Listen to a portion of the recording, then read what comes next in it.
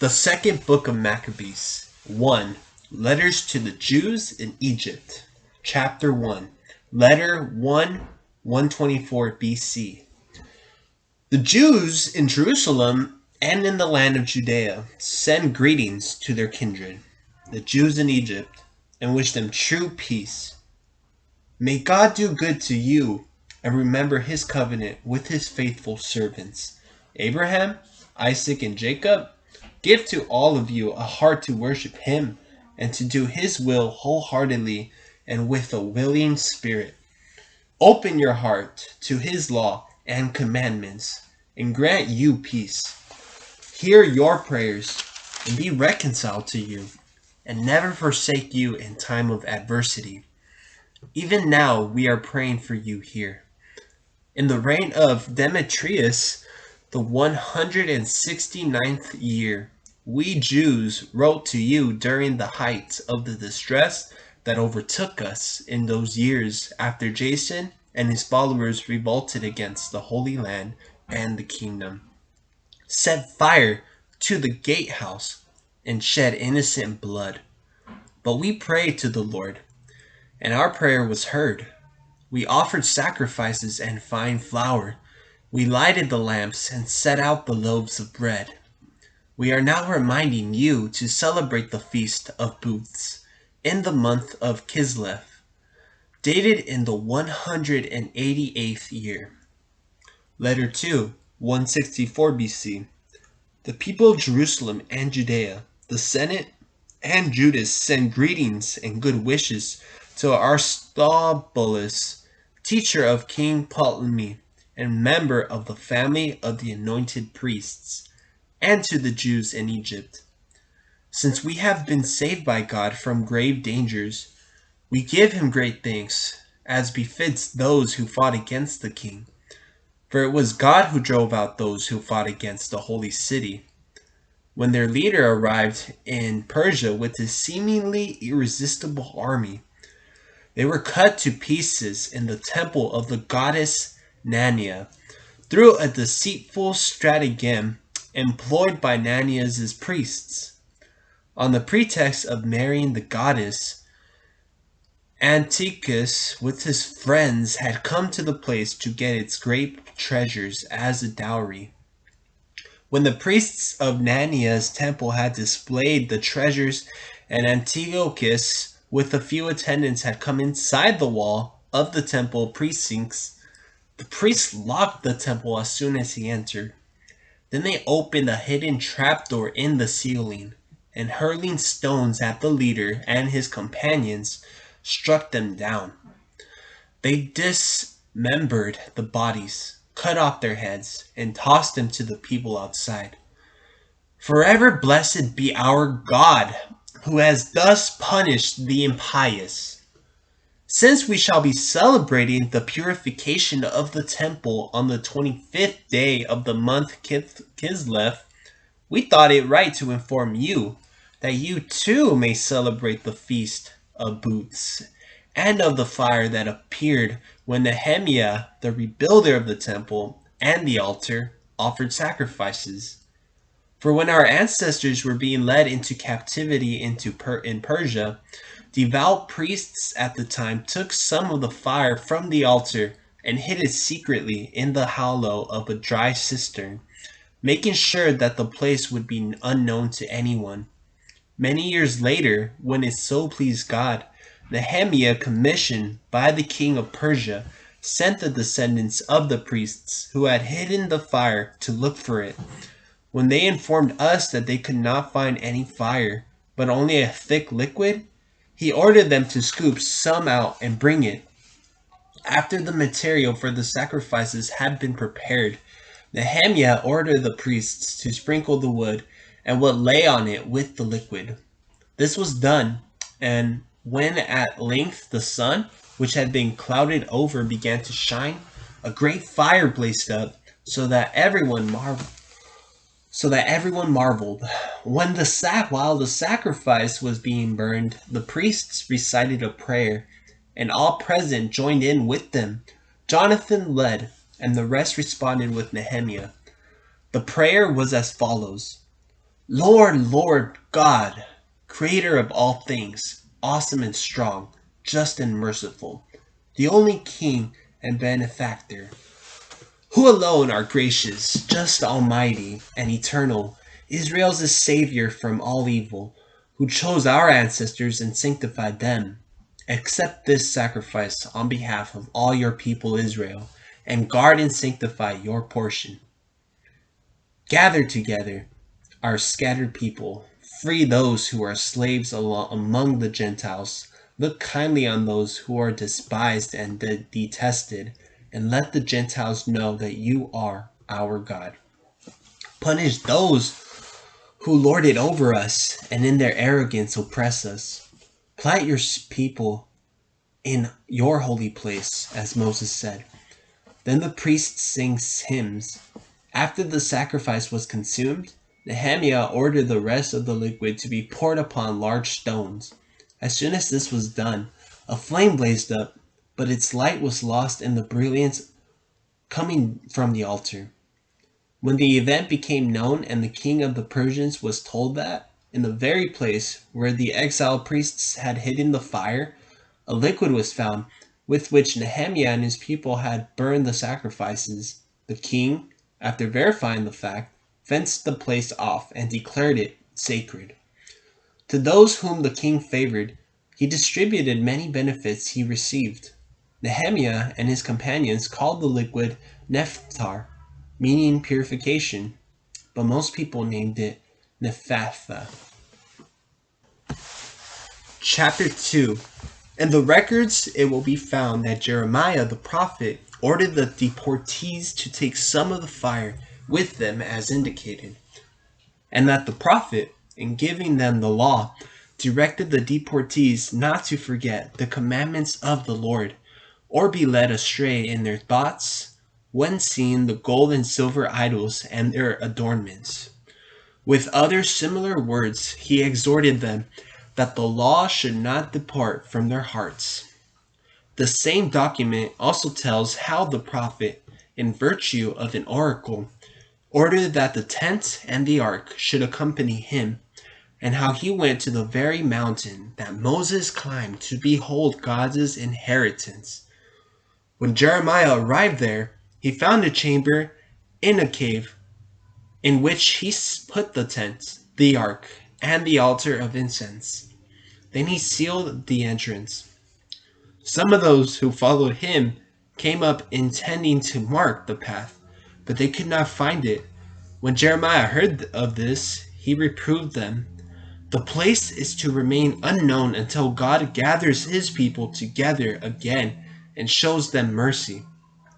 Then the Lord will disclose these things, and the glory of the Lord and the cloud will be seen, just as they appeared in the time of Moses and of Solomon, when he prayed that the place might be greatly sanctified.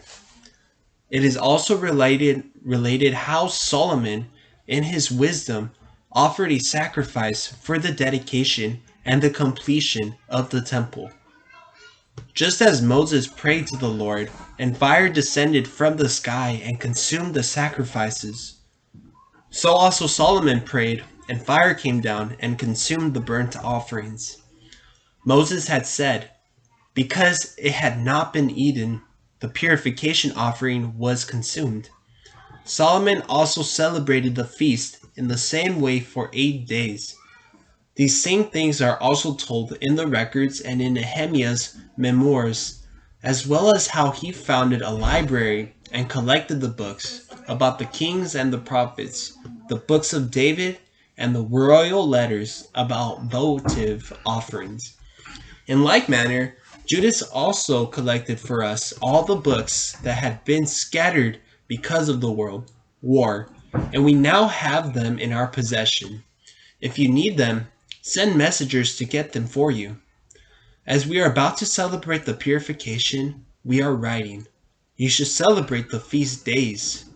It is God who has saved all his people, and has restored to all of them, their inheritance, the kingdom, the priesthood, and the sacred rights, as he promised through the law. For we hope in God, that he will soon have mercy on us and gather us together from everywhere under the heavens to his holy place, for he has rescued us from great perils and has purified the place. 2. Compiler's Preface. This is the story of Judas Maccabees and his brothers of the purification of the great temple, the dedication of the altar, the campaigns against Antiochus Epiphanes and his sons Eupator, and of the heavenly manifestations according to the heroes who fought bravely for the Jewish people. Few as they were, they plundered the whole land, put to flight the barbarian hordes, regained possession of the temple renowned throughout the world, and liberated the city. They reestablished the laws that were in danger of being abolished, while the Lord favored them with every kindness. All this, detailed by Jason of Cyrene in 5 volumes, we will try to condense into a single book. For in view of the blood of data and the difficulties encountered, given such abundant material, by those who wish to plunge into accounts of the history, we have aimed to please those who prefer simply to read, to make it easy for the studious who wish to commit things to memory, and to be helpful of all. For us who have undertaken the labor of making this digest, the task, far from being easy, is one of sweat and of sleepless nights. Just so, the preparation of a festive banquet is no light matter for one who seeks to give enjoyment to others. Similarly, to win the gratitude of many, we will gladly endure this labor, leaving the responsibility for exact details to the historian, and confining our efforts to presenting only a summary outline. As the architect of a new house must pay attention to the whole structure, while the one who undertakes the decoration and the frescoes has to be concerned only with what is needed for ornamentation, so I think it is with us. To enter into questions and examine them from all sides, and to be busy about details is the task of the historian. But one who is making an adaptation should be allowed to aim at brevity of expression and to forego complete treatment of the matter. Here, then, let us begin our account, without adding to what has already been said. It would be silly to lengthen the preface to the history and then cut short the history itself. 3. Heliodorus' attempt to profane the temple.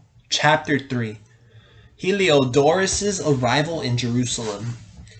While the holy city lived in perfect peace and the laws were strictly observed, because of the piety of the high priest Onias and his hatred of evil, the kings themselves honored the place and glorified the temple with the most magnificent gifts.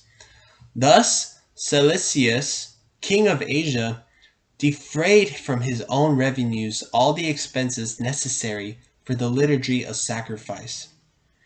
But a certain Simon of the priestly clan of Bilga, who had been appointed superintendent of the temple, had a quarrel with the high priest about the administration of the city market. Since he could not prevail against Onias, he went to Apollonius of Tarsus, who at that time was governor of Coelesyria and Phoenicia, and reported to him that the treasury in Jerusalem was full of such untold riches that the sum total of the assets were past counting, and that since they did not belong to the account of the sacrifices, it would be possible for them to fall under the authority of the king. When Apollonius had an audience with the king, he informed him about the riches that had been reported to him. The king chose his chief minister Heliodorus and sent him with instructions to seize those riches. So Heliodorus immediately set out on his journey, ostensibly to visit the cities of Coelesyria and Phoenicia, but in reality to carry out the king's purpose. When he arrived in Jerusalem and had been graciously received by the high priest of the city, he told him about the information that had been given and explained the reason for his presence. And he inquired if these things were really true. The high priest explained that there were deposits for widows and orphans, and some of the property of Hyrcanus, son of Tobias, a man who occupied a very high position. Contrary to the misrepresentations of the impious Simon, the total amounted only to 400 talents of silver and 200 of gold.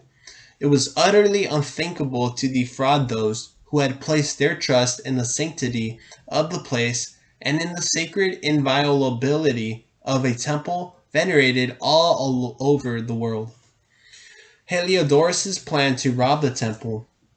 But Heliodorus, because of the orders he had from the king, said that in any case, this money must be confiscated for the royal treasury. So on the day he had set, he went in to take an inventory of the funds. There was no little anguish throughout the city. Priests prostrated themselves before the altar in their priestly robes and called toward heaven for the one who had given the law about deposits to keep the deposits safe from those who had made them. Whoever saw the appearance of the high priest was pierced to the heart, for the changed complexion of his face revealed his mental anguish. The terror and bodily trembling that had come over the man clearly showed those who saw him the pain that lodged in his heart.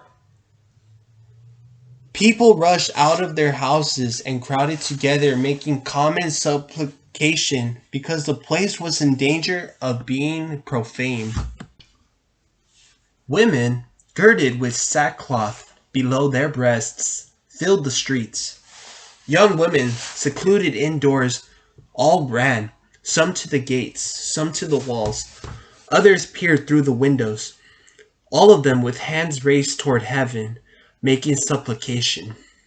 It was pitiful to see the populace prostrate everywhere, and the high priest full of dread and anguish. While they were imploring the Almighty Lord to keep the deposits safe and secure for those who had placed them in trust, Heliodorus went on with his plan. God protects the temple. But just as Heliodorus was arriving at the treasury with his bodyguards, the Lord of Spirits and all authority produced an apparition so great that those who had been bold enough to accompany Heliodorus were panic-stricken at God's power and fainted away in terror. There appeared to them a richly caparisoned horse mounted by a fearsome rider. Charging furiously, the horse attacked Heliodorus with his front hooves. The rider was seen wearing golden armor.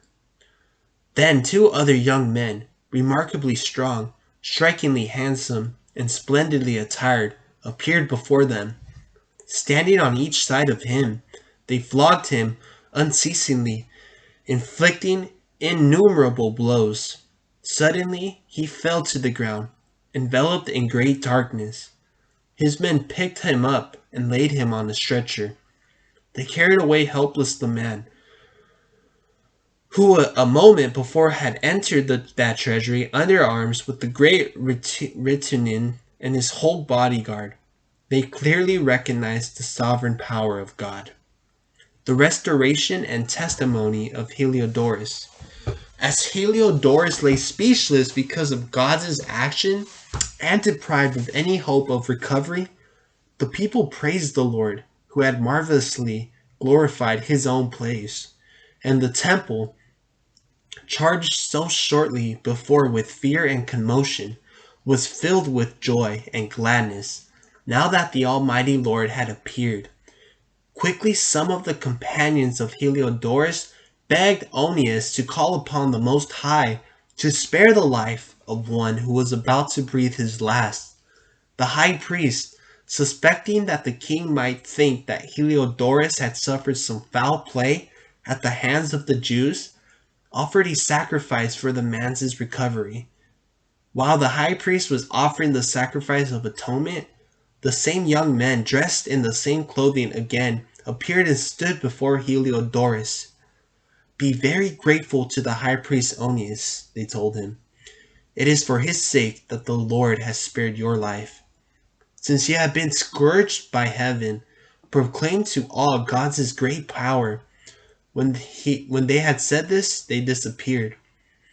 After Heliodorus had offered a sacrifice to the Lord and made most solemn vows to the one who had spared his life, he bade Onias farewell and returned with his soldiers to the king. Before all, he gave witness to the deeds of the Most High God that he had seen with his own eyes.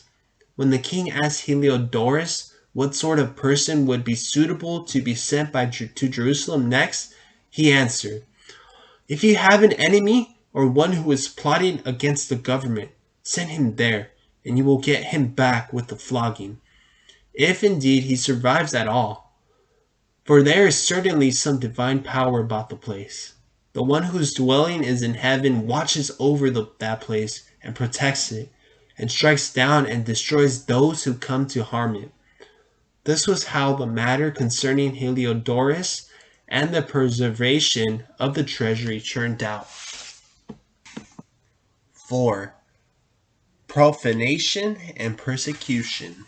Chapter 4. Simon accuses Onias.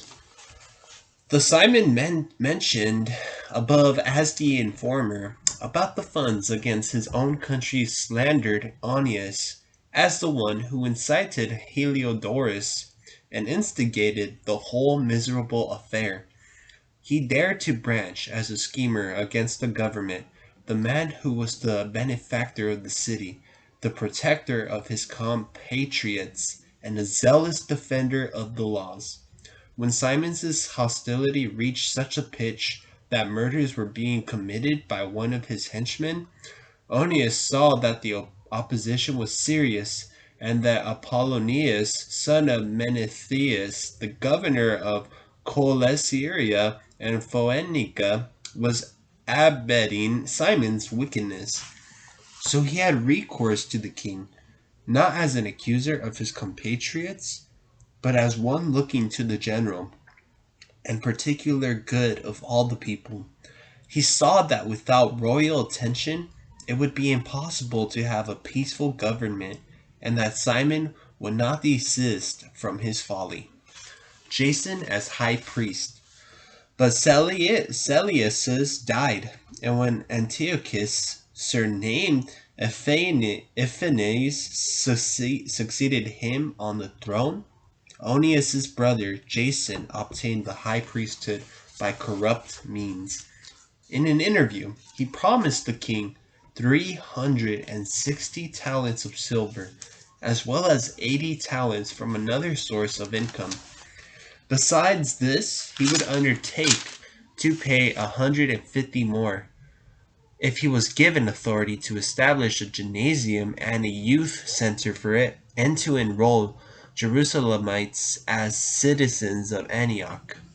When Jason received the king's approval and came into office, he immediately initiated his compatriots into the Greek way of life.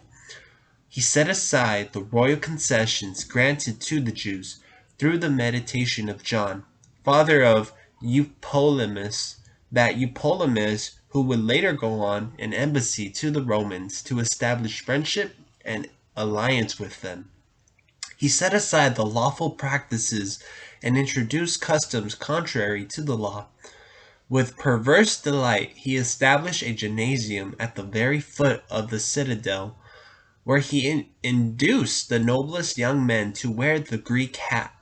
The craze for Hellenism and the adoption of foreign customs reached such a pitch through the outrageous wickedness of Jason. the renegade and would-be high priest, that the priests no longer cared about the service of the altar, disdaining the temple and neglecting the games to take part in the unlawful exercises at the arena. What their ancestors had regarded as honors they despised.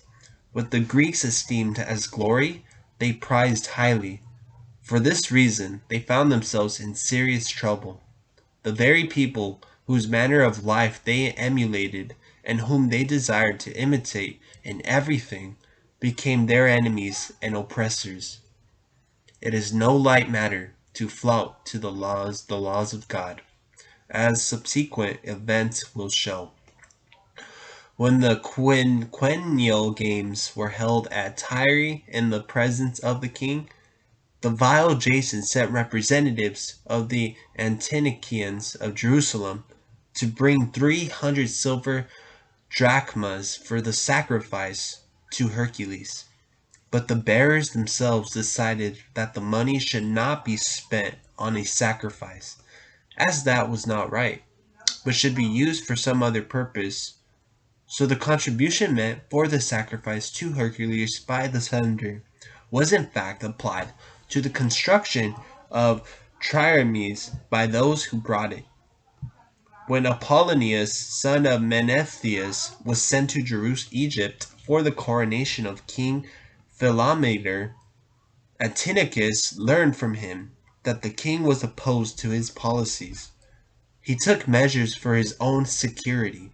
So after going to Joppa, he proceeded to Jerusalem. There he was received with great pomp by Jason and the people of the city, who escorted him with torchlights and acclamations. Following this, he led his army into Phoenicia,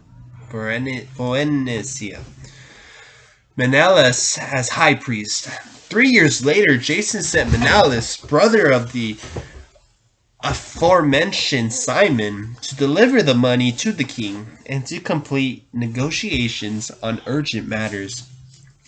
But after his introduction to the king, he flattered him with such an air of authority that he secured the high priesthood for himself, outbidding Jason by 300 talents of silver. He returned with the royal commission, but with nothing that made him worthy of the high priesthood. He had the temper of a cruel tyrant and the rage of a wild beast. So Jason, who had cheated his own brother, and now saw himself cheated by another man, was driven out as a fugitive to the country of the Ammonites. But Menelaus, who obtained the office, paid nothing of the money he had promised to the king, in spite of the demand of Sostratus, the commandant of the citadel, whose duty it was to collect the taxes. For this reason, both were summoned before the king. Menelaus left his brother Lysimachus as his deputy in the high priesthood, while Sostratus left Craze, commander of the Cypriots. Murder of Onius. While these things were taking place, the people of Tarsus and Malus rose in revolt, because their cities had been given as a gift to Antiochus, the king's concubine. So the king hastened off to settle the affair, leaving Andronicus, one of his nobles, as his deputy. Menelaus, for his part, thinking this a good opportunity, stole some gold vessels from the temple and presented them to Andronicus. He had already sold other vessels in Tyre and in the neighboring cities. When Onius had clear evidence, he accused Menelaus publicly after withdrawing to the inviolable sanctuary at Daphne, near Antioch. Thereupon Menelaus approached Andronicus privately and urged him to seize Onius. So Andronicus went to Onius, treacherously reassuring him by offering his right hand an oath, and persuaded him, in spite of his suspicions, to leave the sanctuary. Then, with no regard for justice, he immediately put him to death. As a result, not only the Jews, but many people of other nations as well, were indignant and angry over the unjust murder of the man. When the king returned from the region of Cilicia, the Jews of the city, together with the Greeks who detested the crime, went to see him about the murder of Onias. Antiochus was deeply grieved and full of pity. He wept as he recalled the prudence and noble conduct of the deceased. Inflamed with anger, he immediately stripped Andronicus of his purple robe, tore off his garments, and had him led through the whole city to the very place where he had committed the outrage against Onias. And there he put the murderer to death. Thus the Lord rendered him the punishment he deserved. More outrages. Many acts of sacrilege had been committed by Lysimachus in the city with the connivance of Mennolas. When word spread, the people assembled in protest against Lysimachus because a large number of gold vessels had been stolen. As the crowds, now thoroughly enraged, began to riot, Lysimachus launched an unjustified attack against them with about 3,000 armed men under the leadership of a certain Arrhenius, a man as advanced in folly as he was in years. Seeing Lysimachus' attack, people picked up stones, pieces of wood, or handfuls of the ashes lying there, and threw them in wild confusion at Lysimachus and his men. As a result, they wounded many of them and even killed a few, while they put all to flight. The temple robber himself they killed near the treasury. Charges about this affair were brought against Mennolas. When the king came to Tyre, 3 men sent by the Senate pleaded the case before him. But Mennolas, seeing himself on the losing side, promised Ptolemy, son of Doris, a substantial sum of money if he would win the king over. So Ptolemy took the king aside into a colonnade, as if to get some fresh air, and persuaded him to change his mind. Mennolas, who was the cause of all the trouble, the king acquitted of the charges, while he condemned to death those poor men who would have been declared innocent even if they had pleaded their case before Scythians.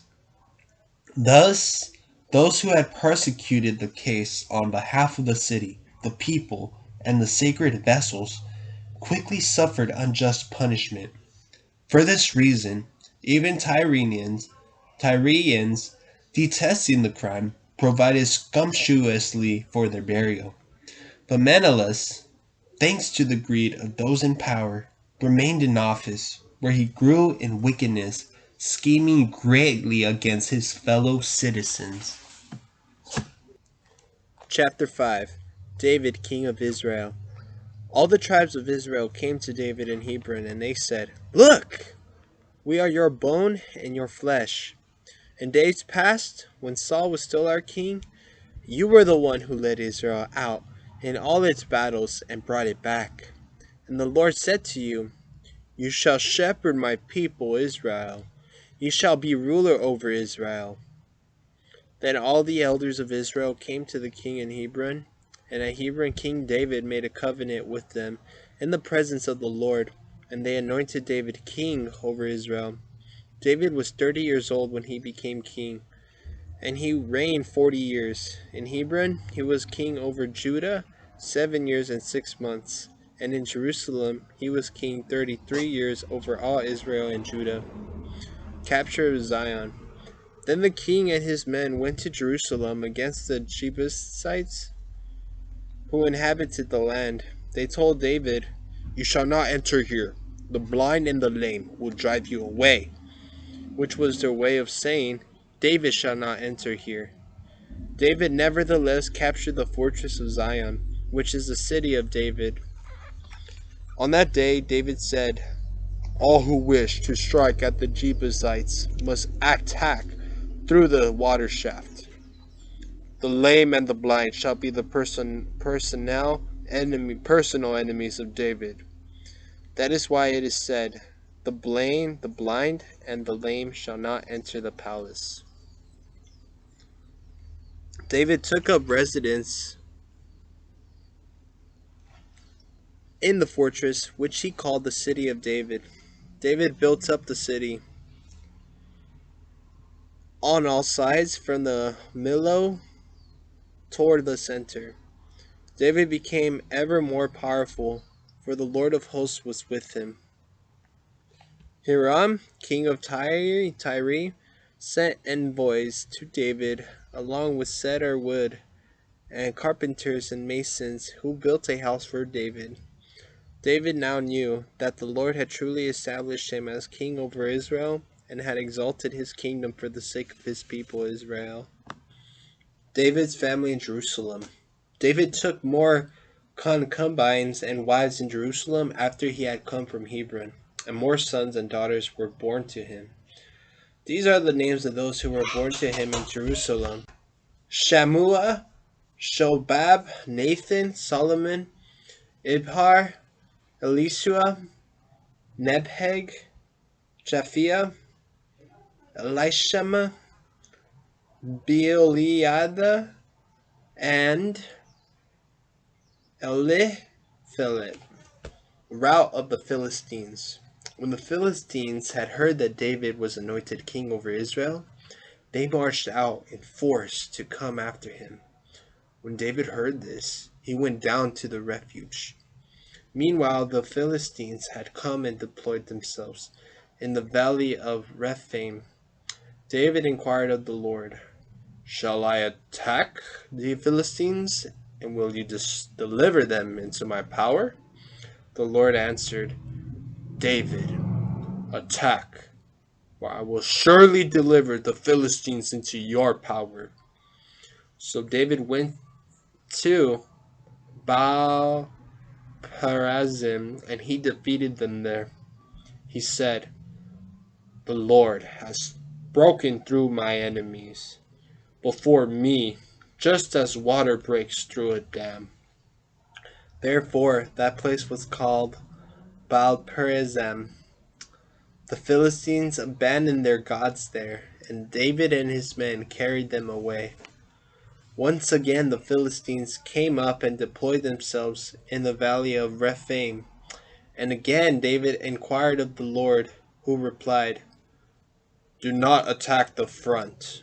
Circle behind them and come against them near the balsam trees.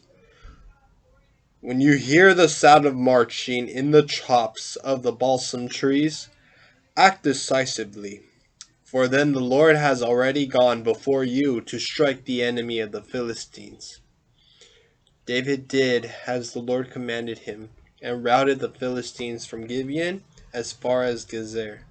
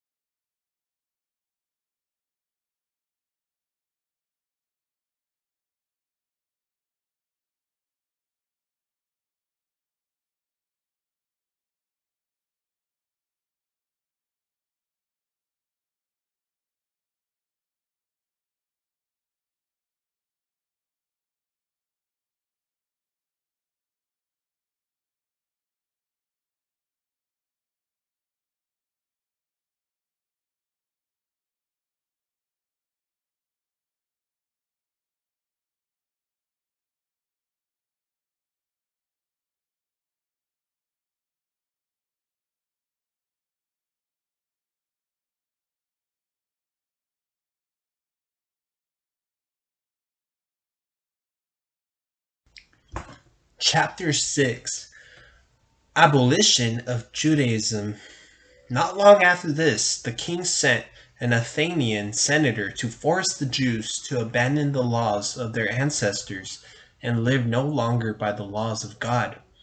Also to profane the temple in Jerusalem and dedicate it to Olympian Zeus, and the one on Mount Gerizim to Zeus the host to strangers, as the local inhabitants were wont to be. This was a harsh and utterly intolerable evil. The Gentiles filled the temple with debauchery and revelry. They amused themselves with prostitutes and had intercourse with women, even in the sacred courts. They also brought forbidden things into the temple, so that the altar was covered with abominable offerings prohibited by the laws. No one could keep the Sabbath or celebrate the traditional feasts, nor even admit it to being a Jew. Moreover, at the monthly celebration of the king's birthday, the Jews, from bitter necessity, had to partake of the sacrifices, and when the festival of Dionysus was celebrated, they were compelled to march in his procession, wearing wreaths of ivy. Following upon a vote of the citizens of Ptolemais, a decree was issued ordering the neighboring Greek cities to adopt the same measures, obliging the Jews to partake of the sacrifices and put to death those who would not consent to adopt the customs of the Greeks. It was obvious, therefore, that disaster had come upon them. Thus, 2 women who were arrested for having circumcised their children were publicly paraded about the city with their babies hanging at their breasts and then thrown down from the top of the city wall. Others, who had assembled in nearby caves to observe the 7th day in secret, were betrayed to Philip and all burned to death. In their respect for the holiness of that day, they refrained from defending themselves. God's purpose. Now I urge those who read this book not to be disheartened by these misfortunes, but to consider that these punishments were meant not for the ruin, but for the correction of our nation. It is, in fact, a sign of great kindness to punish the impious promptly, instead of letting them go for long. Thus, in dealing with other nations, the sovereign Lord patiently waits until they reach the full measure of their sins before punishing them. But with us he had decided to deal differently, in order that he may not have to punish us later when our sins have reached their fullness. Therefore he never withdraws his mercy from us. Although he disciplines us with misfortunes, he does not abandon his own people. Let these words suffice for recalling this truth. Without further ado, we must go on with our story. Martyrdom of Eleazar. Eleazar, one of the foremost scribes, a man advanced in age and of noble appearance, was being forced to open his mouth to eat pork. But preferring a glorious death to a life of defilement, he went forward of his own accord to the instrument of torture, spitting out the meat, as they should do who have the courage to reject food unlawful to taste even for love of life. Those in charge of that unlawful sacrifice took the man aside because of their long acquaintance with him, and privately urged him to bring his own provisions that he could legitimately eat, and only to pretend to eat the sacrificial meat prescribed by the king. Thus he would escape death and be treated kindly because of his old friendship with them. But he made up his mind in a noble manner, worthy of his years, the dignity of his advanced age, the merited distinction of his gray hair, and of the admirable life he had lived from childhood. Above all loyal to the holy laws given by God, he swiftly declared, "Send me to Hades." At our age, it would be unbecoming to make such a pretense. Many of the young would think the 90-year-old Eleazar had gone over to an alien region. If I dissembled to gain a brief moment of life, they would be led astray by me. while I would bring defilement and dishonor in my old age. Even if, for the time being, I avoid human punishment, I shall never, whether alive or dead, escape the hand of the Almighty. Therefore, by bravely giving up life now, I will prove myself worthy of my own age, of my old age, and I will leave to the young a noble example of how to die willingly and nobly for the reverend and holy laws. Revered and holy laws. He spoke thus and went immediately to the instrument of torture. Those who shortly before had been kindly disposed now became hostile toward him because what he said seemed to them utter madness. When he was about to die under the blows, he groaned, saying, "The Lord in his holy knowledge knows full well that, although I could have escaped death, I am not only enduring terrible pain in my body from this scourging, but also suffering it with joy in my soul because of my devotion to him." This is how he died, leaving in his death a model of nobility and an unforgettable example of virtue, not only for the young, but for the whole nation. Chapter 7. Martyrdom of a Mother and Her 7 Sons.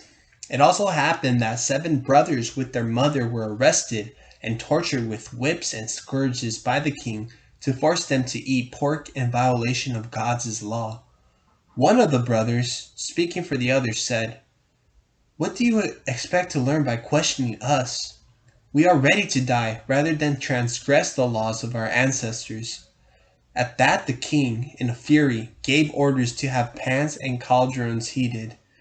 These were quickly heated, and he gave the order to cut out the tongue of the one who had spoken for the others, to scalp him and cut off his hands and feet, while the rest of his brothers and his mother looked on. When he was completely maimed but still breathing, the king ordered them to carry him to the fire and fry him.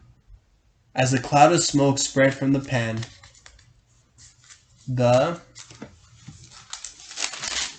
brothers and their mother encouraged one another to die nobly with these words: "The Lord God is looking on, and truly has compassion on us," as Moses declared in his song, when he openly bore witness, saying, "And God will have compassion on his servants."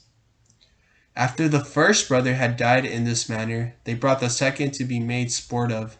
After tearing off the skin and hair of his head, they asked him, "Will you eat the pork rather than have your own body tortured limb by limb?" Answering in the language of his ancestors, he said, "Never!" So he in turn suffered the same tortures as the first. With his last breath he said, "You accursed fiend, you are depriving us of this present life, but the King of the universe will raise us up to live again forever, because we are dying for his laws." After him, the third suffered their cruel sport. He put forth his tongue at once when told to do so, and bravely stretched out his hands as he spoke these noble words: "It was from heaven that I received these. For the sake of his laws I disregard them. From him I hope to receive them again." Even the king and his attendants marveled at the young man's spirit, because he regarded his sufferings as nothing. After he had died, they tortured and maltreated the fourth brother in the same way. When he was near death, he said, "It is my choice to die at the hands of mortals with the hope that God will restore me to life. But for you, there will be no resurrection to life." The next brought forward the fifth brother and maltreated him. Looking at the king, he said, "Mortal though you are, you have power over human beings, so you do what you please. But do not think that our nation is forsaken by God. Only wait, and you will see how his great power will torment you and your descendants." After him they brought the sixth brother. When he was about to die, he said, "Have no vain illusions. We suffer these things on our own account, because we have sinned against our God. That is why such shocking things have happened. Do not think, then, that you will go unpunished for having dared to fight against God. Most admirable and worthy of everlasting remembrance was the mother who, seeing her 7 sons perish in a single day, bore it courageously because of her hope to the Lord. Filled with the noble spirit that stirred her womanly reason with manly emotion, she exhorted each of them in the language of their ancestors with these words: I do not know how you came to be in my womb. It was not I who gave you breath and life, nor was it I who arranged the elements you are made of. Therefore, since it is the Creator of the universe who shaped the beginning of humankind and brought about the origin of everything, He, in His mercy, will give you back both breath and life, because you now disregard yourselves for the sake of His law. Antiochus, suspecting insult in her words, thought he was being ridiculed. As the youngest brother was still alive, the king appealed to him, not with mere words, but with promises on oath, to make him rich and happy. If he would abandon his ancestral customs, he would make him his friend and entrust him with high office. When the youth paid no attention to him at all, the king appealed to the mother, urging her to advise her boy to save his life. After he had urged her for a long time, she agreed to persuade her son. She leaned over close to him and, in derision of the cruel tyrant, said in their native language, Son, have pity on me, who carried you in my womb for 9 months, nursed you for 3 years, brought you up, educated and supported you to your present age. I beg you, child, to look at the heavens and the earth and see all that is in them. Then you will know that God did not make them out of existing things. In the same way, humankind came into existence. Do not be afraid of this executioner, but be worthy of your brothers and accept death, so that in the time of mercy I may receive you again with your brothers. She had scarcely finished speaking when the youth said, What is the delay? I will not obey the king's command. I obey the command of the law given to our ancestors through Moses. But you, who have contrived every kind of evil for the Hebrews, will not accept the hands of God. We, indeed, are suffering because of our sins, though for a little while our living Lord has been angry, correcting and chastising us. He will again be reconciled with his servants.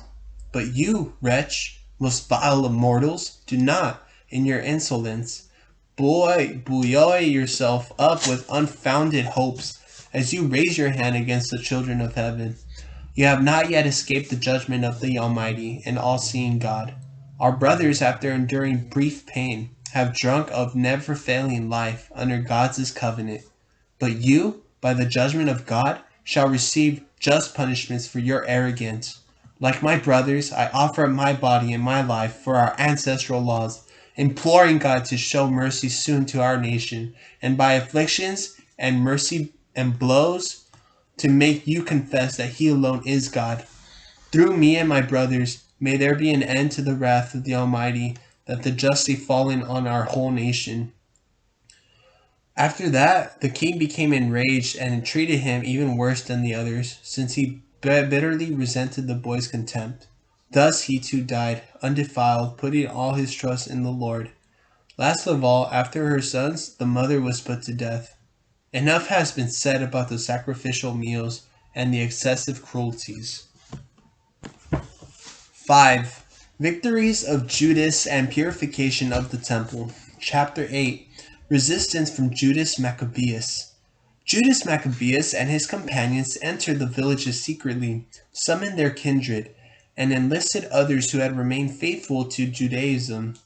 Thus they assembled about 6,000 men. They implored the Lord to look kindly upon this people, who were being oppressed by all, to have pity on the sanctuary, which was profaned by renegades, to have mercy on the city, which was being destroyed and was about to be leveled to the ground, to listen to the blood that cried out to him, to remember the criminal slaughter of innocent children and the blasphemies uttered against his name, and to manifest his hatred of evil. Once Maccabeus got his men organized, the Gentiles could not withstand him, for the Lord's wrath had now changed to mercy. Coming by surprise upon towns and villages, he set them on fire. He captured strategic positions and put to flight not a few of the enemy. He preferred the nights as being especially favorable for such attacks. Soon talk of his valor spread everywhere. First victory over Nicanor. When Philip saw that Judas was gaining ground little by little, and that his successful advances were becoming more frequent, he wrote to Ptolemy, governor of Coelesyria and Phoenicia, to come to the aid of the king's interests. Ptolemy promptly selected Nicanor, son of Patroclus, one of the chief friends, and sent him at the head of the least 20,000 armed men of various nations to wipe out the entire Jewish nation. With him, he associated Gorgias, a general experienced in the art of war. Nicanor planned to raise the 2,000 talents of tribute owed by the king to the Romans by selling captured Jews into slavery. So he immediately sent word to the coastal cities, inviting them to buy Jewish slaves and promising to deliver 90 slaves for a talent, little anticipating the punishment that was to fall upon him from the Almighty. When Judas learned of Nicanor's advance and informed his companions about the approach of the army, those who were fearful and those who lacked faith in God's justice deserted and got away. But the others sold everything they had, and at the same time entreated the Lord to deliver those whom the ungodly Nicanor had sold before even capturing them. They entreated the Lord to do this, if not for their sake, at least for the sake of the covenants made with their ancestors, and because they themselves invoked his holy and glorious name. Maccabees assembled his forces, 6,000 strong, and exhorted them not to be panic-stricken before the enemy, nor to fear the very large number of Gentiles unjustly attacking them, but to fight nobly. They were to keep before their eyes the lawless outrage perpetrated by the Gentiles against the holy place, and the affliction of the humiliated city, as well as the subversion of their ancestral way of life. He said, "They trust in weapons and acts of daring, but we trust in Almighty God, who can be a mere nod destroy not only those who attack us, but even the whole world." He went on to tell them of the times when help had been given their ancestors, both at the time of Sennacherib, when 185,000 of his men perished, and at the time of the battle in Babylonia against the Galatians, when only 8,000 Jews fought along with 4,000 Macedonians. Yet when the Macedonians were hard pressed, the 8,000, by the help they received from heaven, destroyed 120,000 and took a great quantity of spoils. With these words he encouraged them and made them ready to die for their laws and their country. Then Judas divided his army into 4, placing his brothers, Simon, Joseph, and Jonathan, each over a division, assigning them 1,500 men apiece. There was also Eleazar. After reading to them from the Holy Book and giving them the watchword, the help of God, Judas himself took charge of the first division and joined in battle with Nicanor. With the Almighty as their ally, they killed more than 9,000 of the enemy, wounded and disabled the greater part of Nicanor's army, and put all of them to flight. They also seized the money of those who had come to buy them as slaves. When they had pursued the enemy for some time, they were obliged to return by reason of the late hour. It was the day before the Sabbath, and for that reason they could not continue the pursuit. They collected the enemy's weapons and stripped them of their spoils, and then observed the Sabbath with fervent praise and thanks to the Lord, who kept them safe for that day on which he allotted them the beginning of his mercy. After the Sabbath, they gave a share of the spoils to those who were tortured and to widows and orphans. The rest they divided among themselves and their children. When this was done, they made supplication in common, imploring the merciful Lord to be completely reconciled with his servants. Other victories. They also challenged the forces of Timothy and Bacchidus killed more than 20,000 of them, and captured some very high fortresses. They divided the considerable plunder, allotting half of themselves and the rest to two victims of torture, or orphans, widows, and the aged. They collected the enemies' weapons and carefully stored them in strategic places. The rest of the spoils they carried to Jerusalem. They also killed the commander of Timothy's forces, a most wicked man who had done great harm to the Jews. While celebrating the victory in their ancestral city, they burned both those who had set fire to the sacred gates and Philistines who had taken refuge in a little house. So he received the reward his wicked deeds deserved.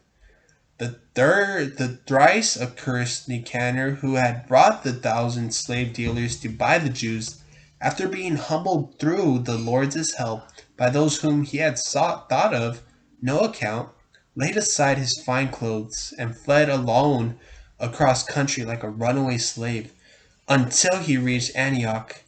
He was eminently successful in destroying his own army. So he who had promised to provide tribute for the Romans by the capture of the people of Jerusalem proclaimed that the Jews had a champion, and that because they followed the laws laid down by him, they were unharmed. Chapter 9: Punishment and Death of Antiochus IV. About that time, Antiochus retreated in disgrace from the region of Persia. He had entered the city called Persepolis and attempted to rob the temples and gain control of the city. Thereupon the people had swift recourse to arms, and Antiochus's forces were routed, so that in the end Antiochus was put to flight by the people of that region and forced to beat a shameful retreat. On his arrival in Ecbatana, he learned what had happened to Nicanor, to Timothy's forces. Overcome with anger, he planned to make the Jews suffer for the injury done by those who had put him to flight. Therefore, he ordered his charioteer to drive without stopping until he finished the journey. Yet the condemnation of heaven rode with him, because he said in his arrogance, "I will make Jerusalem the common graveyard of Jews as soon as I arrive there." So the all-seeing Lord, the God of Israel, struck him down with an incurable and invisible blow. For scarcely he had uttered those words when he was seized with excruciating pains in his bowels and sharp internal torment. A fit punishment for him who had tortured the bowels of others with many barbarous torments. Far from giving up his insolence, he was all the more filled with arrogance. Breathing fire in his rage against the Jews, he gave orders to drive even faster. As a result, he hurtled from the speeding chariot, and every part of his body was racked by the violent fall. Thus, he who previously, in his superhuman presumption, thought he could command the waves of the sea, and imagined he could weigh the mountain tops in his scales, was now thrown to the ground and had to be carried on a litter, clearly manifesting to all the power of God. The body of this impious man swarmed with worms, and while he was still alive in hideous torments, his flesh rotted off, so that the entire army was sickened by the stench of his corruption. Shortly after, he had thought that he could reach the stars of heaven, and now no one could endure to transport the man because of this intolerable stench. At last, broken in spirit, he began to give up his excessive arrogance and to gain some understanding under the scourge of God, for he was racked with pain unceasingly. When he could no longer bear his own stench, he said, "It is not right to be subject to God, and not to think one's mortal self equal to God." Then this vile man vowed to him who would never again show him mercy, the sovereign Lord, that the holy city, toward which he had been hurrying with the intention of leveling it to the ground and making it a common graveyard, he would now set free. That the Jews whom he had judged not even worthy of burial, but fit only to be thrown out with their children, to be eaten by vultures and wild animals. All of them he would make equal to the Athenians, that he would adorn with the finest offerings the holy temple, which had previously despoiled, restore all the sacred vessels many times over, and provide from his own revenues the expenses required for the sacrifices. Besides all this, he would become a Jew himself and visit every inhabited place to proclaim there the power of God. But since his sufferings were not lessened, for God's just judgment had come upon him, he lost hope for himself and wrote the following letter to the Jews in the form of a supplication. It read thus: To the worthy Jewish citizens, Antiochus, king in general, sends hearty greetings and best wishes for their health and prosperity. If you and your children are well and your affairs are going as you wish, I thank God very much, for my hopes are in heaven. Now that I am ill, I recall with affection your esteem and goodwill. On returning from the regions of Persia, I fell victim to a troublesome illness, so I thought it necessary to form plans for the general security of all. I do not despair about my health, since I have much hope of recovering from my illness. Nevertheless, I know that my father, whenever he went on campaigns in the hinterland, would name his successor, so that, if anything unexpected happened or any unwelcome news came, the people throughout the realm would know to whom the government had been entrusted, and so not be disturbed. I am also bearing in mind that the neighboring rulers, especially those on the borders of our kingdom, are on the watch for opportunities and waiting to see what will happen. I have therefore appointed as king my son Antiochus, whom I have often before entrusted and commanded to most of you, when I made hurried visits to the outlying provinces. I have written to him what is written here. Therefore, I beg and entreat each of you to remember the general and individual benefits you have received, and to continue to show goodwill toward me and my son. I am confident that, following my policy, he will treat you with equity and kindness in his relations with you. So this murderer and blasphemer, after extreme sufferings, such as he had inflicted on others, died a miserable death in the mountains of a foreign land. His foster brother, Philip, brought the body home, but fearing Antiochus' son, he later withdrew into Egypt to Ptolemy Philomentor. Chapter 10. Purification of the Temple. When Maccabees and his companions, under the Lord's leadership, had recovered the temple and the city, they destroyed the altars erected by the foreigners in the marketplace and the sacred shrines. After purifying the temple, they made another altar. Then, with fire struck from flint, they offered sacrifice for the first time in 2 years, burned incense, and lighted lamps. They also set out the showbread. When they had done this, they prostrated themselves and begged the Lord that they might never again fall into such misfortunes, and that if they should sin at any time, he might chastise them with moderation and not hand them over to blasphemous and barbarous Gentiles. On the anniversary of the day in which the temple had been profaned by the foreigners, that is, the 25th of the same month Kislev, the purification of the temple took place. The Jews celebrated joyfully for 8 days as on the Feast of Booths, remembering how, a little while before, they had spent the Feast of Booths living like wild animals in the mountains and in caves. Carrying rods entwined with leaves, beautiful branches and palms, they sing hymns of grateful praise to him who had successfully brought about the purification of his own place. By public decree and vote, they prescribed that the whole Jewish nation should celebrate these days every year. Such was the end of Antiochus, surnamed Epiphanes. 6. Renewed persecution. Ascension of Antiochus V.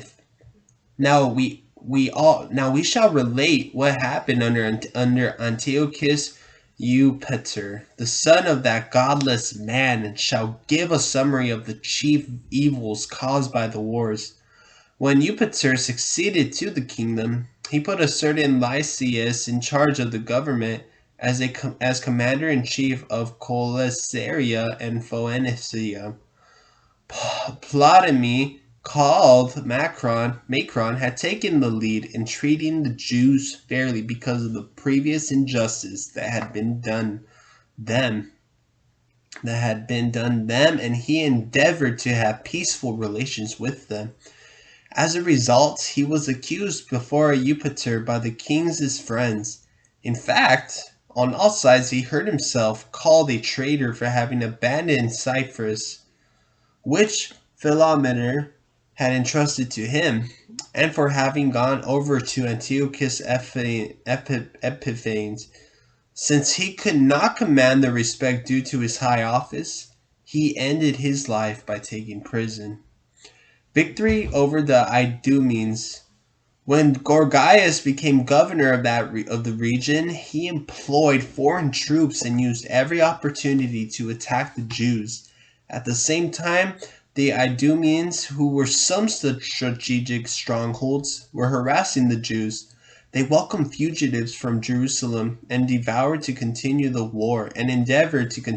war. Maccabees and his companions, after public prayers asking God to be their ally, moved quickly against the strongholds of the Idumeans. Attacking vigorously, they gained control of the walls. They gained control of the places, drove back all who were fighting on the walls, and cut down those who opposed them, killing no fewer than 20,000. When at least 9,000 took refuge in two every strong towers, well equipped to sustain a siege, Maccabees left Simon and Joseph, along with Zacchaeus and his forces, in sufficient numbers to besiege them, while he himself went off to places where he was more urgently needed. But some of those in Simon's force who were lovers of money let themselves be bribed by some of those in the towers. On receiving 70,000 drachmas, they allowed a number of them to escape. When Maccabees was told what had happened, he assembled the rulers of the people and accused those men of having sold their kindred for money by setting their enemies free to fight against them. So he put them to death as traitors, and without delay captured the two towers. As he was successful at arms in all his undertakings, he destroyed more than 20,000 in the two strongholds. Victory over Timothy. Timothy, who had previously been defeated by the Jews, gathered a tremendous force of foreign troops and collected a large number of cavalry from Asia. Then he appeared in Judea, ready to conquer it by force. At his approach, Maccabeus and his companions made supplication to God, sprinkling earth upon their heads and girding their loins in sackcloth. Lying prostrate at the foot of the altar, they begged him to be gracious to them, and to be an enemy to their enemies, and a foe to their foes, as the law declares. After the prayer, they took up their weapons and advanced a considerable distance from the city, halting when they were close to the enemy. As soon as dawn broke, the armies joined battle, the one having as pledge of success and victory not only their valor, but also their reliance on the Lord, and the other taking fury as their leader in the fight. In the midst of the fierce battle, there appeared to the enemy 5 majestic men from the heavens, riding on golden bridled horses, leading the Jews. They surrounded Maccabeus, and shielding him with their own armor, kept him from being wounded. They shot arrows and hurled thunderbolts at the enemy, who were bewildered and blinded, routed in utter confusion. 20,500 of their foot soldiers and 600 cavalry were slain. Timothy, however, fled to a well-fortified stronghold called Garza, where Charius was in command. For 4 days Maccabeus and his forces eagerly besieged the fortress. Those inside, relying on the strength of the place, kept repeating outrageous blasphemies and uttering abominable words. When the 5th day dawned, 20 young men in the army of Maccabeus, angered over such blasphemies, bravely stormed the wall and with savage fury cut down everyone they encountered. Similarly, others climbed up and swung around on the defenders. They put the towers to the torch, spread the fire, and burned the blasphemers alive. Still others broke down the gates and let in the rest of the troops, who took possession of the city. Timothy had hidden in a cistern, but they killed him, along with his brother Charius and Apollophanes. On completing these exploits, they blessed, with hymns of grateful praise, the Lord who shows great kindness to Israel and grants them victory. Chapter 11. Defeat of Lysius. Very soon afterward, Lysius, guardian and kinsman of the king and head of the government, being greatly displeased at what had happened, mustered about 80,000 infantry and all his cavalry, and marched against the Jews. His plan was to make their city a Greek settlement, to levy tribute on the temple, as he did on the shrines of the other nations, and to put the high priesthood up for sale every year. He did not take God's power into account at all, but felt exultant confidence in his myriads of foot soldiers, his thousands of cavalry, and his 80 elephants. So he invaded Judea, and when he reached Bethzer, a fortified place about 5 stadia from Jerusalem, launched a strong attack against it. When Maccabeus and his companions learned that Lysius was besieging the strongholds, they and all the people begged the Lord with lamentations and tears to send a good angel to save Israel.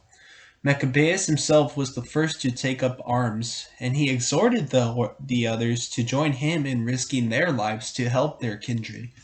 Then they resolutely set out together. Suddenly, while they were still near Jerusalem, a horseman appeared at their head, clothed in white garments and brandishing gold weapons. Then all of them together thanked the merciful God, and their hearts were filled with such courage that they were ready to assault not only human beings, but even the most savage beasts, or even walls of iron. Now that the Lord had shown mercy toward them, they advanced in battle order with the aid of their heavenly ally. Hurling themselves upon the enemy like lions, they laid low 11,000 foot soldiers and 1,600 cavalry, and put all the rest to flight. Most of those who survived were wounded and disarmed, while Lysius himself escaped only by shameful flight. Peace negotiations. But Lysius was not a stupid man. He reflected on the defeat he had suffered and came to realize that the Hebrews were invincible because the mighty God was their ally. He therefore sent a message persuading them to settle everything on just terms and promising to persuade the king also and to induce him to become their friend. Maccabeus, solicitous for the common good, agreed to all that Lysius proposed, and the king granted on behalf of the Jews all the written requests of Maccabeus to Lysius. These are the terms of the letter which Lysius wrote to the Jews. Lysius sent greetings to the Jewish people. John and Absalom, your envoys, have presented your signed communication and asked about the matters contained in it. Whatever had to be referred to the king, I called to his attention, and the things that were acceptable he has granted. If you maintain your loyalty to the government, I will endeavor to further your interests in the future. On the details of these matters, I have authorized my representatives, as well as your envoys, to confer with you. Farewell. The 148th year, the 24th of Dioscrinithius. The king's letter read thus.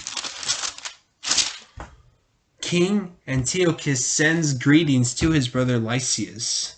Now that our father had taken his place among the gods, we wish the subjects of our kingdom to be undisturbed in conducting their own affairs. We have heard that the Jews do not agree with our fathers' change to Greek customs, but prefer their own way of life. They are petitioning us to lead them retain their own customs. Since we desire that this people too should be undisturbed, our decision is that their temple be restored to them and that they live in keeping with the customs of their ancestors. Accordingly, please send them messengers to give them our assurances of friendship, so that when they learn of our decision, they may have nothing to worry about, but may contentedly go about their own business. The king's letter to the people was as follows. King Antiochus sends greetings to the Jewish Senate and to the rest of the Jews. If you are well, it is what we desire. We too are in good health. Mennolas had told us of your wish to return home and attend to your own affairs. Therefore, those who return by the 30th of Xanthicus will have our assurance of full permission to observe their dietary and other laws, just as before, and none of the Jews shall be molested in any way for faults committed through arrogance. I have also sent Mennolas to reassure you. Farewell. In the 148th year, the 15th of Xanthicus. The Romans also sent them a letter as follows. Quintus Memmius and Titus Manius, legates of the Romans, send greetings to the Jewish people. What Lysius, kinsman of the king, has granted you, we also approve. But for the matters that he decided should be submitted to the king, send someone to us immediately with your decisions, so that we may present them to your advantage. For we are on our way to Antioch. Make haste, then, to send us those who can inform us of your preference. Farewell. In the 148th year, the 15th of Xanthicus. Chapter 12. Incidents at Joppa and Jamnia. After these agreements were made, Lysius returned to the king, and the Jews went about their farming. But some of the local governors, Timothy and Apollonius, son of Gennaeus, as also Hieronymus and Demophon, to say nothing of Nicanor, the commander of the Cyprians, would not allow them to live in peace and quiet. Some people of Joppa also committed this outrage. They invited the Jews who lived among them, together with their wives and children, to embark on boats which they had provided. There was no hint of enmity toward them. This was done by public vote of the city. When the Jews, wishing to live on friendly terms and not suspecting anything, accepted the invitation, the people of Joppa took them out to sea and drowned at least 200 of them. As soon as Judas heard of the barbarous deed perpetrated against his compatriots, he summoned his men, and after calling upon God, the just judge, he marched against the murderers of his kindred. In a night attack, he set the harbor on fire, burned the boats, and put to the sword those who had taken refuge there. Because the gates of the town were shut, he withdrew, intending to come back later and wipe out the entire population of Joppa. On hearing that the people of Jamnia planned in the same way to wipe out the Jews who lived among them, he attacked the Jamnians by night, setting fire to the harbor and the fleet, so that the glow of the flames was visible as far as Jerusalem, 30 miles away. More victories by Judas. When the Jews had gone about a mile from there in the march against Timothy, They were attacked by Arabians, numbering at least 5,000 foot soldiers and 500 cavalry. After a hard fight, Judas and his companions, with God's help, were victorious. They defeated nomads, begged Judas to give pledges of friendship, and they promised to supply the Jews with livestock and to be of service to them in any other way. Realizing that they could indeed be useful in many respects, Judas agreed to make peace with them. After the pledges of friendship had been exchanged, the Arabians withdrew to their tents. He also attacked a certain city called Casbin, fortified with earthworks and walls and inhabited by a mixed population of Gentiles. Relying on the strength of their walls and their supply of provisions, the besieged treated Judas and his men with contempt, insulting them, and even uttering blasphemies and profanity.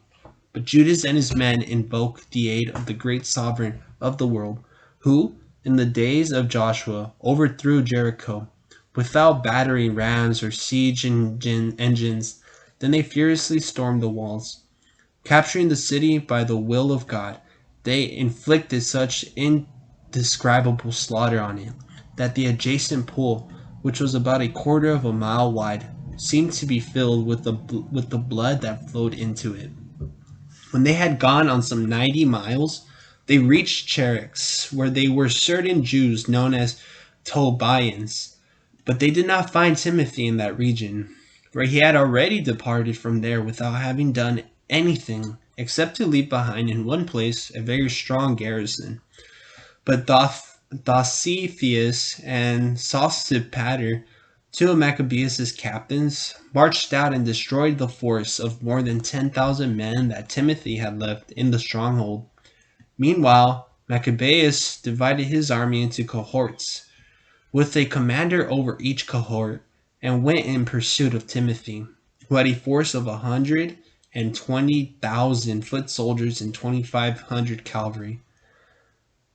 When Timothy learned of the approach of Judas, he sent on ahead of him the women and children, as well as the baggage, to a place called Carnion, which was hard to besiege and even hard to reach because of the difficult terrain of that region. But when Judas's first cohort appeared, the enemy was overwhelmed with fear and terror at the manifestation of the all-seeing one. Scattering in every direction, they rushed away in such headlong flight that in many cases they wounded one another, pierced by the points of their own swords. Judas pressed the pursuit vigorously, putting the sinners to the sword and destroying as many as 30,000 men. Timothy himself fell into the hands of those under Dositheus and Sosipater, but with great cunning he begged them to spare his life and let him go, because he had in his power the parents and relatives of many of them, and would show them no consideration. When he had fully confirmed his solemn pledge to restore them unharmed, they let him go, for the sake of saving their relatives. Judas then marched to Carnion and the shrine of Arrogance, where he killed 25,000 people. After the defeat and destruction of these, he moved his army to Ephron, a fortified city inhabited by Lysius and people of many nationalities. Robust young men took up their posts in defense of the walls, from which they fought valiantly. Inside were large supplies of war machines and missiles. But the Jews, invoking the sovereign who powerfully shatters the might of enemies, got possession of the city and slaughtered 25,000 of the people in it. Then they set out from there and hastened on to Scythopolis, 75 miles from Jerusalem. But when the Jews who lived there testified to the goodwill shown by the Scythopolitans and to their kind treatment even in times of adversity, Judas and his men thanked them and exhorted them to be well disposed to their nation in the future also. Finally, they arrived in Jerusalem shortly before the Feast of Weeks. After this feast, also called Pentecost, they lost no time in marching against Gorgias, governor of Idumea, who opposed them with 3,000 foot soldiers and 400 cavalry. In the ensuing battle, a few of the Jews were slain.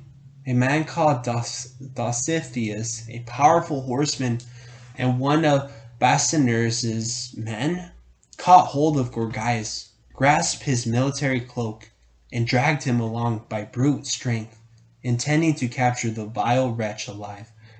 When a Thracian horseman attacked Dositheus and cut off his arm at the shoulder, then Gorgias fled to Marissa.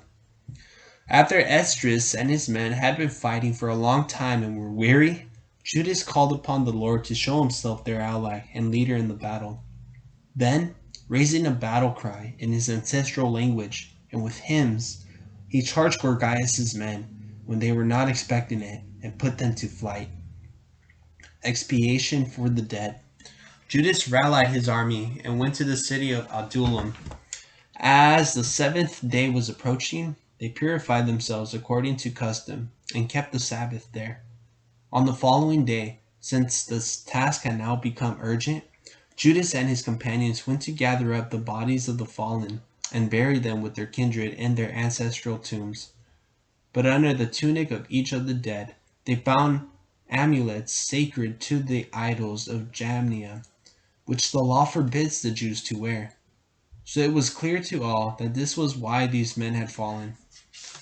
They all, therefore, praised the ways of the Lord, the just judge, who brings to light the things that are hidden. Turning to supplication, they prayed that the sinful deed might be fully blotted out. The noble Judas exhorted the people to keep themselves free from sin, for they had seen with their own eyes what had happened because of the sin of those who had fallen. He then took up a collection among all his soldiers, amounting to 2,000 silver drachmas, which he sent to Jerusalem to provide for an expiatory sacrifice. In doing this, he acted in a very excellent and noble way, inasmuch as he had the resurrection in mind. For if he were not expecting the fallen to rise again, it would have been superfluous, and foolish to pray for the dead.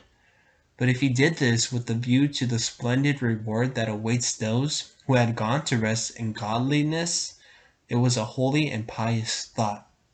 Thus he made atonement for the dead, that they might be absolved from their sin.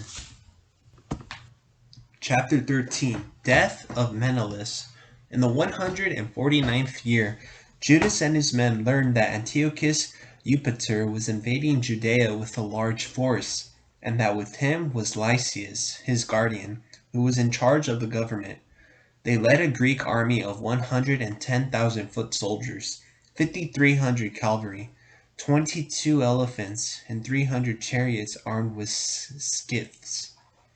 Mennolas also joined them, and with great duplicity kept urging Antiochus on, not for the welfare of his country, but in the hope of being established in office.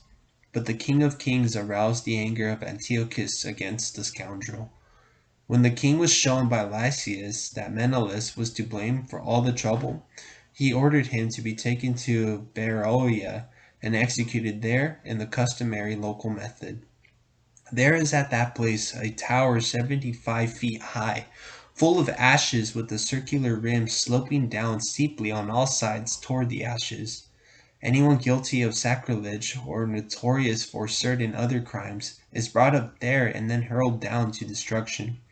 In such a manner was Mennolas, that transgressor of the law, fated to die, deprived even of burial. It was altogether just that he who had committed so many sins against the altar, with its pure fire and ashes, should meet his death. Battle near Modine. The king was advancing, his mind full of savage plans for inflicting on the Jews things worse than those they suffered in his father's time. When Judas learned of this, he urged the people to call upon the Lord day and night, now more than ever, to help them when they were about to be deprived of their law, their country, and their holy temple, and not to allow this people, which had just begun to revive, to be subjected again to blasphemous Gentiles. When they had all joined in doing this, and had implored the merciful Lord continuously with weeping and fasting and prostrations for 3 days, Judas encouraged them and told them to stand ready. After a private meeting with the elders, he decided that, before the king's army could invade Judea and take possession of the city, the Jews should march out and settle the matter with God's help, leaving the outcome to the Creator of the world, and exhorting his followers to fight nobly to death for the laws, the temple, the city, the country, and the government. He encamped near Modine, giving his troops the battle cry, "God's victory." He made a night attack on the king's pavilion with a picked force of the bravest young men, and killed about 2,000 in the camp. He also stabbed the lead elephant and its rider. Finally, they withdrew in triumph, having filled the camp with terror and confusion. Day was just breaking when this was accomplished with the help and protection of the Lord.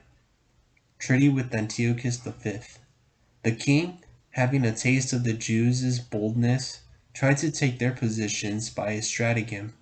So he marched against Beth-Zur, a strong fortress of the Jews, but he was driven back, checked, and defeated. Judas sent supplies to the men inside, but Rhodocus of the Jewish army betrayed military secrets to the enemy.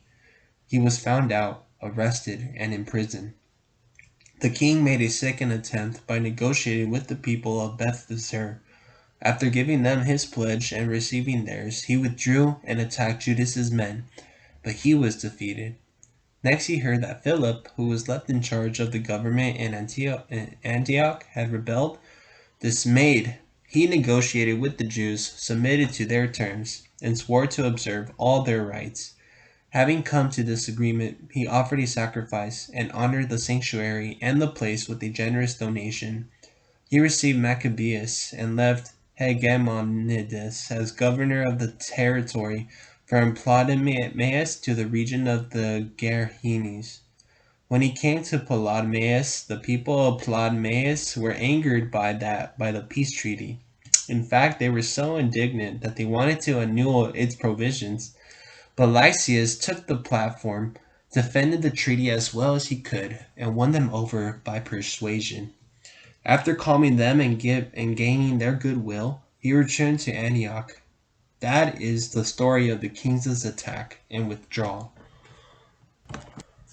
Chapter 14.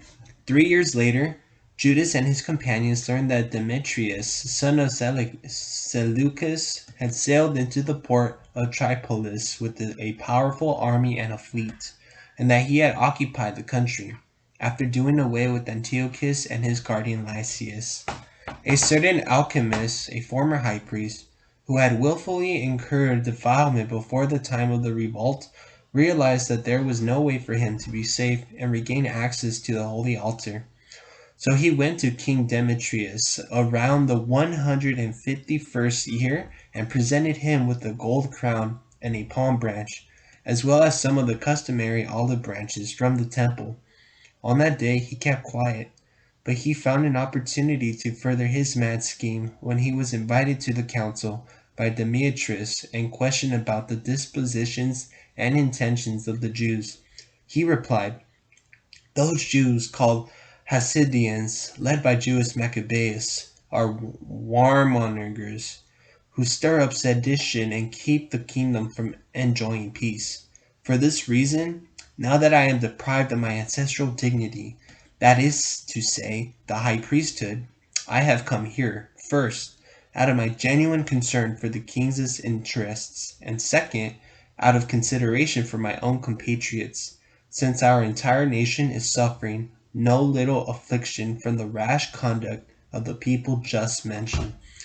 When you have informed yourself in detail on these matters, O king, provide for our country and its hard-pressed people with the same gracious consideration that you show toward all.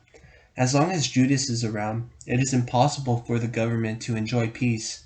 When he had said this, the other friends who were hostile to Judas quickly added fuel to Demetrius's indignation. Dealing with Nicanor, the king immediately chose Nicanor, who had been in command of the elephants, and appointed him governor of Judea. He sent him off, with orders to put Judas to death, to disperse his followers, and to set up Alchemists as high priests of the great temple. The Gentiles from Judea, who had fled before Judas, flocked to Nicanor, thinking that the misfortunes and calamities of the Jews would mean prosperity for themselves. When the Jews heard of Nicanor's coming, and that the Gentiles were rallying to him, they sprinkled themselves with earth and prayed to him who established his people forever, and who always comes to the aid of his heritage by manifesting himself. At their leaders' command, they set out at once from there and came upon the enemy at the village of Adassa. Judas's brother Simon had engaged Nicanor, but he suffered a slight setback because of the sudden appearance of the enemy. However, when Nicanor heard of the valor of Judas and his companions, and the great courage with which they fought for the country, he shrank from deciding the issue by bloodshed. So he sent Posidonius, the Adotus, and Matthias to exchange pledges of friendship. After a long discussion of the terms, each leader communicated them to his troops, and when general agreement was expressed, they assented to the treaty. A day was set on which the leaders would meet by themselves. From each side a chariot came forward, and thrones were set in place. Judas had posted armed men in readiness at strategic points for fear that the enemy might suddenly commit some treachery, but the conference was held in the proper way. Nicanor stayed on in Jerusalem, where he did nothing out of place. He disbanded the throngs of people who gathered around him, and he always kept Judas in his company, for he felt affection for the man. He urged him to marry and have children, so Judas married and settled into an ordinary life. Nicanor's threat against Judas. When Alchemists saw their mutual goodwill, he took the treaty that had been made, went to Demetrius, and said that Nicanor was plotting against the government, for he had appointed Judas, that conspirator against the kingdom, as his successor. Stirred up by the villain's slander, the king became enraged. He wrote to Nicanor, stating that he was displeased with the treaty, and ordering him to send Maccabees at once as a prisoner to Antioch. When this message reached Nicanor, he was dismayed and troubled at the thought of annulling his agreement with the man who had done no wrong. However, there was no way of opposing the king, so he watched for an opportunity to carry out this order by stratagem. But Maccabees, noticing that Nicanor was more harsh in his dealings with him, and acting with unaccustomed rudeness when they met, concluded that his harshness was not a good sign. So he gathered together not a few of his men, and went into hiding from Nicanor. When Nicanor realized that he had been cleverly outwitted by the man, he went to the great and holy temple at a time when the priests were offering the customary sacrifices, and ordered them to surrender Judas. As they declared under oath that they did not know where the man they sought was, he stretched out his right arm toward the people and swore this oath: "If you do not hand Judas over to me as prisoner, I will level this shrine of God to the ground. I will tear down the altar and erect here a splendid temple to Dionysus." With these words he went away. The priests stretched out their hands toward heaven, calling upon the unfailing defender of our nation in these words: "Lord of all, though you are in need of nothing, you were pleased to have a temple for your dwelling place among us. Therefore, Holy One, Lord of all holiness, preserve forever undefiled this house, which has been so recently purified." Martyrdom of Razes. A certain Razes, one of the elders of Jerusalem, was denounced to Nicanor as a patriot. A man highly regarded, he was called a father of the Jews because of his goodwill toward them. In the days before the revolt, he had been convicted of being a Jew, and had risked body and soul in his ardent zeal for Judaism. Nicanor, to show his disdain for the Jews, sent more than 500 soldiers to arrest him. He thought that by arresting that man, he would deal the Jews a hard blow. But when the troops, on the point of capturing the tower, were forcing the outer gate and calling for fire to set the door ablaze, Rhazes, now caught in all sides, turned his sword against himself, preferring to die nobly rather than fall into the hands of vile men and suffer outrages unworthy of his noble birth. In the excitement of the struggle, he failed to strike exactly. So while the troops rushed in through the doors, he gallantly ran up to the top of the wall and courageously threw himself down into the crowd. But as they quickly drew back and left an opening, he fell into the middle of the empty space. Still breathing and inflamed with anger, he got up and ran through the crowd, with blood gushing from his frightful wounds. Then, standing on a steep rock, as he lost the last of his blood, he tore out his entrails and flung them with both hands into the crowd, calling upon the Lord of life and of spirit to give these back to him again. Such was the manner of his death. Chapter 15. Nicanor's Arrogance. When Nicanor learned that Judas and his companions were in the territory of Samaria, he decided he could attack them in complete safety on the day of rest. The Jews who were forced to accompany him pleaded, "Do not massacre them so savagely and barbarously, but show respect for the day which the All-Seeing has exalted with holiness above all other days." At this the thrice accursed wretch asked if there was a ruler in heaven who prescribed the keeping of the Sabbath day. They replied, "It is the living Lord, the ruler in heaven, who commands the observance of the Sabbath day."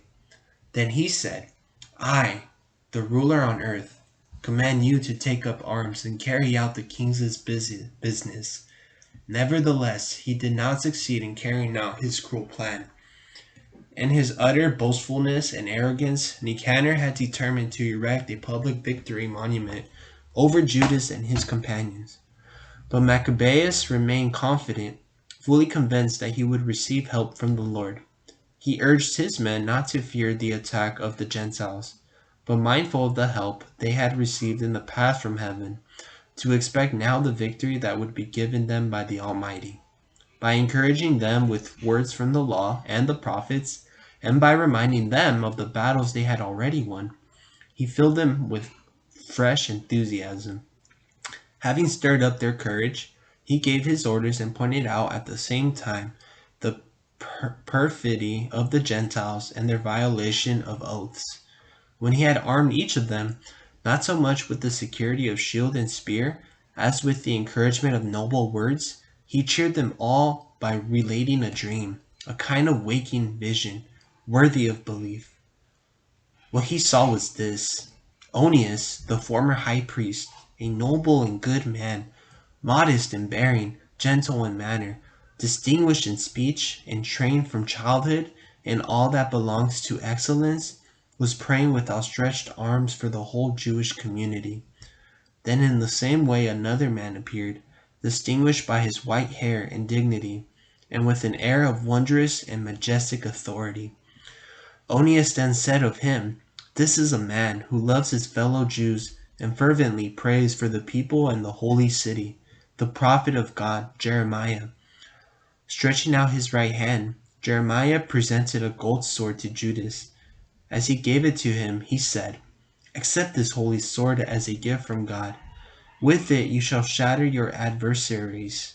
Encouraged by Judas's words, so noble and capable of instilling valor and stirring young hearts to courage, they determined not merely to march, but to charge gallantly and decide the issue by hand-to-hand combat with the utmost courage, since city, sanctuary, and temple were in danger. They were not so much concerned about wives and children, or family and relations.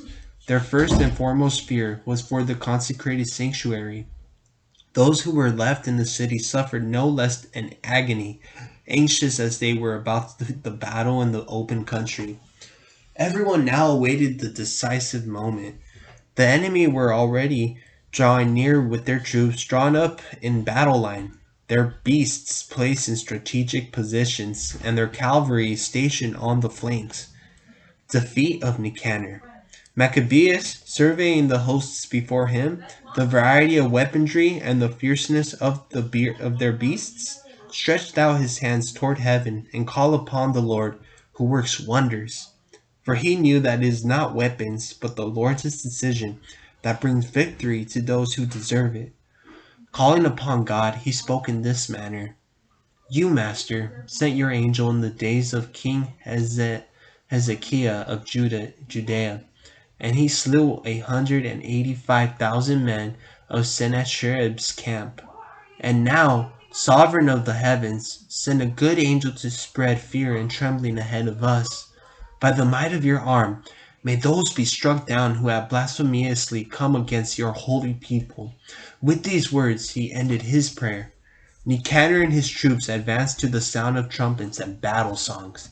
But Judas and his troops met the enemy with supplication and prayers. Fighting with their hands and praying to God with their hearts, they laid low at least 35,000 and rejoiced greatly over this manifestation of God's power. When the battle was over and they were joyfully departing, they discovered Nicanor fallen there in all his armor. So they raised tumultuous shouts in their ancestral language in praise of the divine sovereign. Then Judas, that man who was ever in body and soul the chief defender of his fellow citizens, and had maintained from youth his affection for his compatriots, ordered Nicanor's head and right arm up to the shoulder to be cut off and taken to Jerusalem. When he arrived there, he assembled his compatriots, stationed the priests before the altar, and sent for those in the citadel. He showed them the vile Nicanor's head and the wretched blasphemer's arm that had been boastfully stretched out against the holy dwelling of the Almighty. He cut out the tongue of the godless Nicanor, saying he would feed it piecemeal to the birds, and would hang up the other wages of his folly opposite the temple. At this, everyone looked toward heaven and praised the Lord who manifests himself. Blessed be the one who has persevered undefiled his own place. Judas hung Nicanor's head and arm on the wall of the citadel, a clear and evident sign to all of the Lord's help. By public vote, it was unanimously decreed never to let this day pass unobserved, but to celebrate the 13th day of the 12th month, called Adar in Aramaic, the eve of Mordecai's day. 7. Epilogue. Compliers' apology.